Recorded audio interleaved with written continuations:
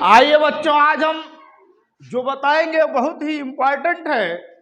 अलंकार के बारे में मैंने पहले बताया था कि अलंकार जो है वो तीन तरह के हैं। शब्दालंकार, अर्थालंकार, फिर उसके बाद हुए अलंकार। आज हम शब्दालंकार के बारे में बताएंगे और इसके पहले भी वीडियो में जो हमने डाला उस शब्दालंकार के दो पार्ट के दो प्रकार के बारे में मैं बता चुका हूँ। आज हम केवल अनुप्रास के बारे में बताएंगे, जबकि श्लेष और यमक अलंकार के बारे में मैंने बता दिया कि श्लेष क्या है और यमक क्या है, और अच्छे से बता दिया। ये कभी भी आप भूलेंगे नहीं अगर एक बार इसको पढ़ लेंगे। ये खास करके आज का जो वीडियो है वो बहुत ही इम्पोर्टेंट होने वाला है, क्योंकि इसमें अनुप्रास के कितने प्रकार हैं उसके बारे में बताया गया है। और ज्यादातर बच्चे अनुप्रास तक ही रह जाते हैं, अनुप्रास के बारे में जानते नहीं कि ये कितने प्रकार का होता है। यह वीडियो खास करके टीजीटी और पीजीटी के बच्चे जो तैयारी कर रहे हैं उनके लिए बेहद इम्पोर्टेंट है। उनको जरूर एक बार इसको पढ़ना चाहिए। इस प्रकार से आइए देखते हैं कि अनुप्रास क्या है और ये कितने प्रकार का होता है। अनुप्रास का मतलब है किसी शब्द या वर्ण की बार बार आवृत्ति, उसी को हम अनुप्रास कहते हैं। इस प्रकार से अगर अनुप्रास की परिभाषा देखें तो लगभग कविताओं में अनुप्रास आता ही रहता है, लेकिन फिर भी हम एक उदाहरण के द्वारा आपको ध्यान आकर्षित करना चाहेंगे।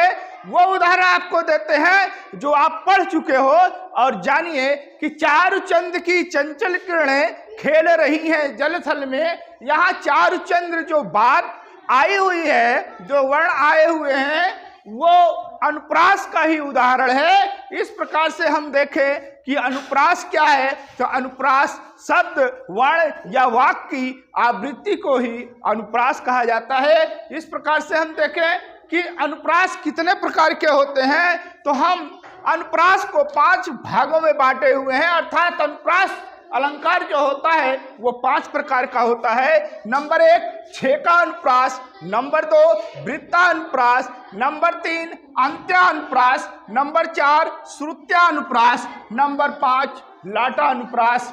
इस प्रकार से हमने जो अनुप्रास है उसको 5 भागों में बांटा है। सबसे पहले नंबर पे आपका छेका अनुप्रास दिखाई दे रहा है।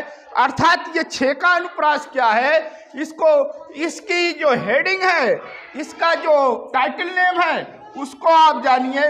इस शब्द से आप पकड़िए कि इस प्रकार के जो अनुप्रास होते हैं ये कैसे प्रभाषित करता है। ये छेका अनुप्रास यहाँ लिखा हुआ है कि जहां व्यंजन रूप क्रम से एक बार आवृत्ति हो उसी को हम छेका अनुप्रास कहते हैं। हाँ बच्चों, इसकी परिभाषा केवल और केवल इतनी है। अगर इस चीज को आप समझते हो तो आसानी से कहीं भी छेका अनुप्रास का उदाहरण दिया होगा आप आसानी से समझ जाओगे।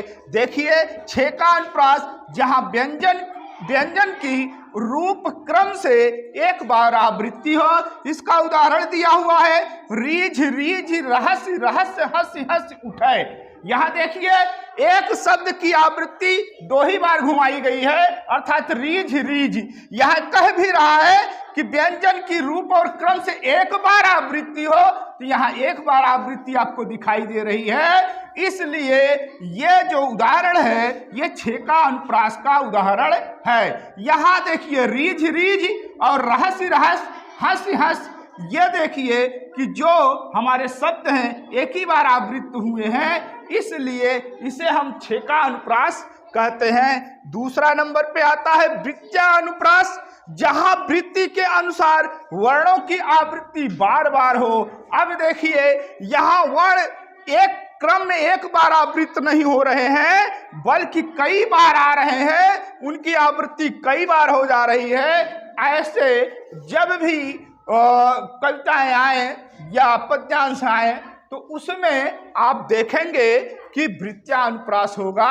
इस प्रकार से जो इसका उदाहरण एग्जाम्पल दिया हुआ जो छंद है, तरन तनुजा तट तमाल तरुवर बहुछाए, तो यहाँ देखिए ता की पुनरावृत्ति बार बार हो रही है। इस प्रकार से हम इसे वृत्त्या अनुप्रास कहते हैं। वृत्त जो होता है एक प्रकार का गोल, अर्थात वृत्त हम गोल को बोलते हैं।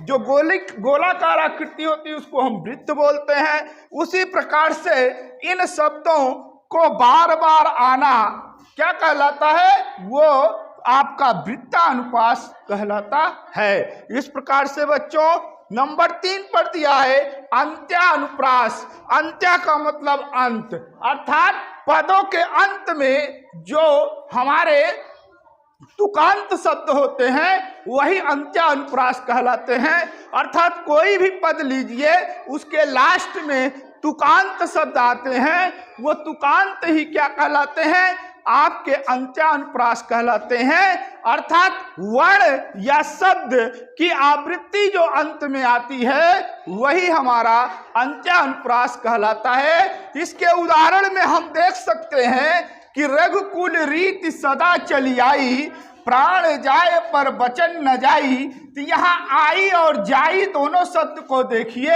ये शब्द पदांत है और पदांत दोनों एक जैसे हैं, आई और जाई। इस प्रकार से ये अंत्यानुप्रास का उदाहरण है। आगे हम देखते हैं श्रुत्यानुप्रास। श्रुत्यानुप्रास वह अनुप्रास है जो सुनने में एक जैसा दिखाई दे, अर्थात सुनते वक्त वो शब्द कंठ से निकल रहा है या तालु से निकल रहा है या अदर दूसरी जगह से निकल रहा है। अर्थात कंठ का अगर स्वर निकल रहा है तो बार बार कंठ से निकल रहा है तो उसे हम श्रुत्या कहते हैं। यानी जो शब्द बार बार सुनते हैं वो एक ही जगह से निकल रहा हो, जहां एक ही स्थान अर्थात कंठ तालु आदि से वर्ण की आवृत्ति हो, उसे हम जो है श्रुत्या अनुप्रास कहते हैं। अर्थात सुनने में एक जैसा लगे, अर्थात जब भी कविता पढ़ी जाए जो उसमें वर्ण हो अक्षर हो एक ही जगह से निकलते हो, उसे हम श्रुत्या अनुप्रास कहते हैं। अर्थात इसका उदाहरण है तुलसीदास सीदत निस्दिन देखत तुम्हारी निठुराई। यहाँ तुलसीदास सीदत अर्थात जो सा की पुनरावृत्ति है वो दंत से हो रही है। इस प्रकार से आप कंठ तालु दंत आदि जगहों से बार बार उसकी आवृत्ति अगर दिखाई दे रही है तो वो श्रुत्या अनुप्रास होगा। इस प्रकार से बच्चों आप ये खास एग्जाम्पल आप याद रखिए, इस एग्जाम में जरूर पूछता है, इसको आप निश्चित ही याद रखिए।